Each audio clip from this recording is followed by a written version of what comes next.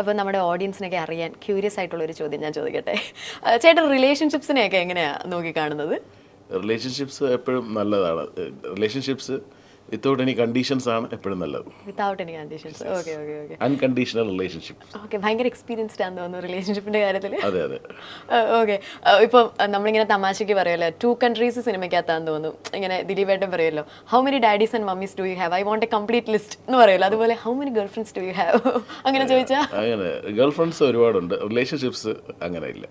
അങ്ങനെയില്ല. ഓക്കെ. അപ്പോൾ ചേട്ടാ, നമ്മൾ കുറേ കൊളാബറേഷൻ, ഞാൻ നേരത്തെ പറഞ്ഞ പോലെ കുറേ കൊളാബറേഷൻസ് വീഡിയോസ് കാണാറുണ്ട്, ചേട്ടൻ ആഡ്സ് ചെയ്യുന്നത് കാണാറുണ്ട്. അപ്പോൾ ചേട്ടൻ്റെ ഒരു മെയിൻ ഇൻകം അല്ലെങ്കിൽ ഒരു ഫിനാൻഷ്യൽ സ്റ്റെബിലിറ്റി വരുന്ന ഒരു സോഴ്സ് എവിടുന്നാ? കള്ള് കച്ചവടം. കള്ള് കച്ചവടം തന്നെ. ഓക്കെ. മീൻസ് ഞാനൊരു യൂറോ ബേസ്ഡ് ആയിട്ടുള്ള കമ്പനിയുണ്ട്, യൂറോമാക്സ് സ്പിരിറ്റ്സ് എന്ന് പറഞ്ഞിട്ട്. ആംസ്റ്റർഡാമിൽ നിന്ന് ലിക്കർ UAE ചെയ്യുന്നൊരു കമ്പനിയാണ്. അതിൻ്റെ CEO ആണ്, ബ്രാൻഡ് അംബാസിഡറാണ്. അപ്പോൾ നമ്മുടെ സ്വന്തം പ്രോഡക്റ്റ് എന്ന് വെച്ചാൽ നമ്മൾ ഹൃദയത്തോട് ഒരുമിച്ചിരിക്കുന്ന ഒരു സാധനം, തുറുപ്പൂലായിരുന്നു അതിന്. അത് നമ്മൾ ആംസ്റ്റർഡാമിൽ നിന്ന് കൊണ്ടുവന്ന് UAE വിൽക്കുന്നു, അതിൻ്റെ വരുമാനം കൊണ്ട് ജീവിച്ചു പോകുന്നു. അതാണ് എൻ്റെ ഒരു ഇപ്പോഴത്തെ സോഴ്സ് ഓഫ് ഇൻകം. മുമ്പ് അങ്ങനെയല്ലായിരുന്നു. എരീസ് എന്ന് പറഞ്ഞൊരു കമ്പനി, സഹോൺഡ്രോസി ആയിട്ടുള്ള, അതിൻ്റെ ചീഫ് ഓപ്പറേറ്റിംഗ് ഓഫീസറായിരുന്നു 10 വർഷത്തോളം. അത് കഴിഞ്ഞിട്ട് സ്വന്തമായിട്ട് എന്തെങ്കിലും ചെയ്യണമെന്ന് തോന്നിയപ്പം ബ്രാൻഡിങ് കമ്പനി സ്റ്റാർട്ട് ചെയ്തു. അതിനുശേഷം വീണ്ടും കുറച്ചും കൂടെ ഒന്ന് ഡൈവേഴ്സിഫൈ ചെയ്യണമെന്ന് തോന്നിയപ്പോൾ ആണ് ഈ ലിക്കറിലേക്ക് ഇറങ്ങേണ്ടി വന്നത്. അപ്പോൾ പിന്നെ നമ്മൾ എനിക്ക് ഏറ്റവും ഇഷ്ടമുള്ള കാര്യങ്ങൾ ചെയ്യാനാണല്ലോ. ഞാനങ്ങനെ മദ്യത്തെ പ്രോത്സാഹിപ്പിക്കുന്ന ഒരാളൊന്നുമില്ല. പക്ഷേ ഇന്ന് കേരള സംസ്ഥാനം നിലനിന്ന് പോകുന്നത് ഈ ഒരൊറ്റ വ്യവസായത്തിൽ മാത്രമാണ്. ഇതും ലോട്ടറിയും. പിന്നെ ലോട്ടറിയും മദ്യവും ബന്ധപ്പെട്ട് കിടക്കുന്ന 2 മേഖലയാണ്. ലോട്ടറി ആണെങ്കിൽ നമ്മൾ അടിക്കുമെന്നുള്ള കാര്യം ഉറപ്പില്ല. മദ്യം പക്ഷേ എടുത്താൽ നമ്മൾ അടിക്കും, ഉറപ്പാണല്ലേ. അടിക്കാതിരിക്കാൻ പറ്റില്ല, എപ്പോഴായാലും പൊട്ടിച്ചല്ലേ പറ്റും. ലോട്ടറി പക്ഷേ നമുക്ക് ഉറപ്പില്ലാത്ത സാധനമാണ്, അടിച്ചില്ലെങ്കില്ല എന്നുള്ളതാണ്. ഇത് രണ്ടും കേരള സംസ്ഥാനത്തിനെ ഒരുപാട് മുന്നോട്ട് കൊണ്ടുവന്നൊരു സാധനമാണ്. ലോട്ടറി നമുക്ക് സ്വന്തമായിട്ട് തുടങ്ങാൻ പറ്റില്ല. അതുകൊണ്ട് പിന്നെ ഈ ഒരു മദ്യത്തിലോട്ട് ഇറങ്ങാമെന്ന് വിചാരിച്ചു. എനിക്ക് കുറച്ച് കൂടുതൽ പാഷനേറ്റ് ആയിട്ടുള്ള ഒരാളാണ്. പുതുതായിട്ട് ഞാൻ ഒരുപാട് ട്രാവൽ ചെയ്യുന്ന ആളായതുകൊണ്ട് ഒരുപാട് ലിക്കേഴ്സ് ടേസ്റ്റ് ചെയ്തിട്ടുണ്ട്. അതിൻ്റെ കളക്ഷൻസ് എനിക്ക് UAE സ്വന്തമായിട്ട് ഫ്രണ്ട്സുമായിട്ട് ചേർന്നിട്ട് ബാറൊക്കെ ഉണ്ട്, ഒറ്റയ്ക്കല്ല സുഹൃത്തുക്കളായിട്ട്.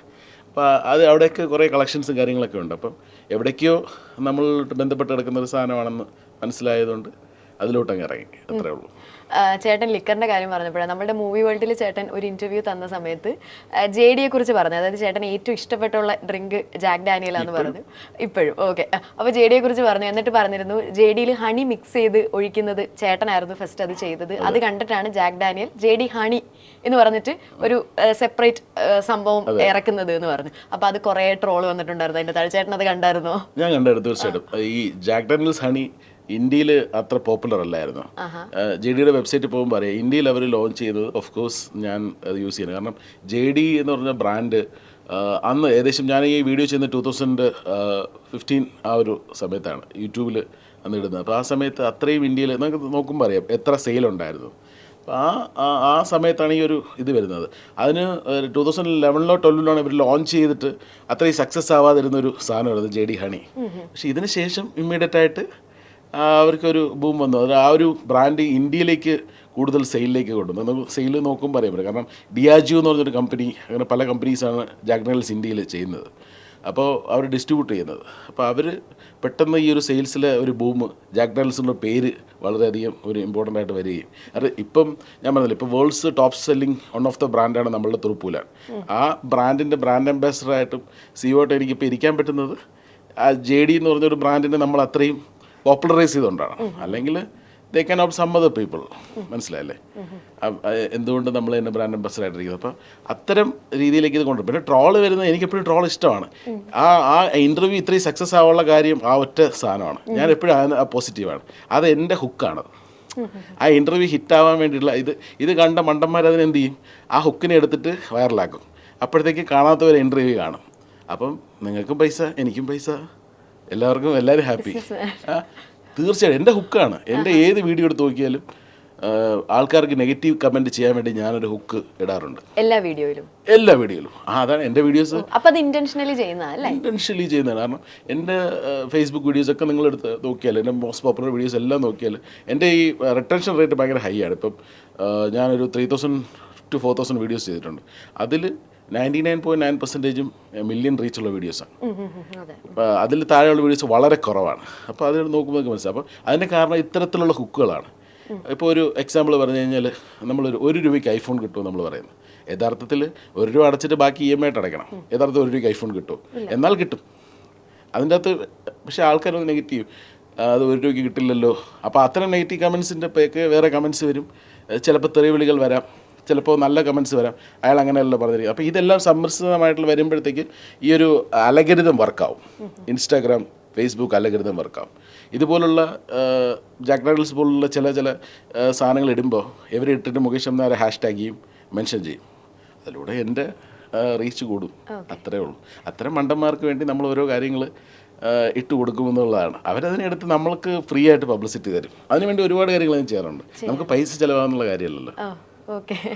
ചേട്ടാ, ബാക്കിയുള്ള ലിക്കറിൽ നിന്ന് ജാക്ക് ഡാനിയലിനെ ചേട്ടൻ കണ്ടൊരു പ്രത്യേകത എന്താണ്? ജാക്ക് ഡാനിയൽസ് കാണാൻ ഞാൻ ടെന്നസിയിൽ അവരുടെ ഇവിടെ പോയിട്ടുണ്ട്, ഡിസ്റ്റിലറീസ് പോയിട്ടുണ്ട്. അപ്പോൾ എനിക്ക് വിസിറ്റൊക്കെ ചെയ്തുകൊണ്ട് അതിനോടൊരു പിന്നെ അവിടെ പോയി ടേസ്റ്റ് ചെയ്യാനുള്ള ഭാഗ്യം ഉണ്ടായിട്ടുണ്ട്. ഞാൻ ചോദിച്ചത് ടേസ്റ്റ് എന്താണ് ബാക്കിയുള്ളത്? ചാർക്കോൾ മെലോഡാണ് ആ ഒരു ടേസ്റ്റ്, ചാർക്കോൾ ടേസ്റ്റാണ്.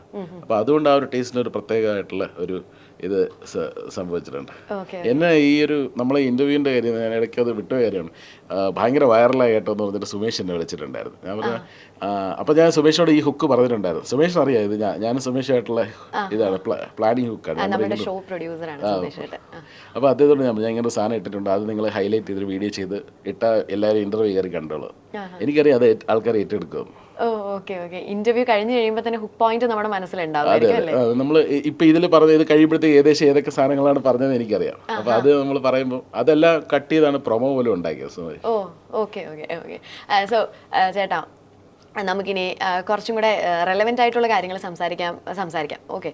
അപ്പോൾ ഈ മെൻസ് കമ്മീഷനിലുണ്ടല്ലോ ചേട്ടൻ. അപ്പോൾ നമ്മൾ ഇന്ത്യ പോലെ ഒരു രാജ്യം എന്ന് പറയുമ്പം പാട്രിയാർക്കലായിട്ടുള്ളൊരു രാജ്യമാണ്. നമ്മളിപ്പം ഗൂഗിളിലോ ജെമിനയിലോ സെർച്ച് ചെയ്ത് കഴിഞ്ഞാൽ 87% പുരുഷന്മാരാണ് കുടുംബം കൊണ്ടുപോകുന്നത് മുമ്പോട്ടേക്ക്. അപ്പം ഇങ്ങനെ പാട്രിയാർക്കലായിട്ടുള്ളൊരു രാജ്യത്ത് മെൻസ് കമ്മീഷൻ്റെ പ്രസക്തി എന്താണ് ചേട്ടാ?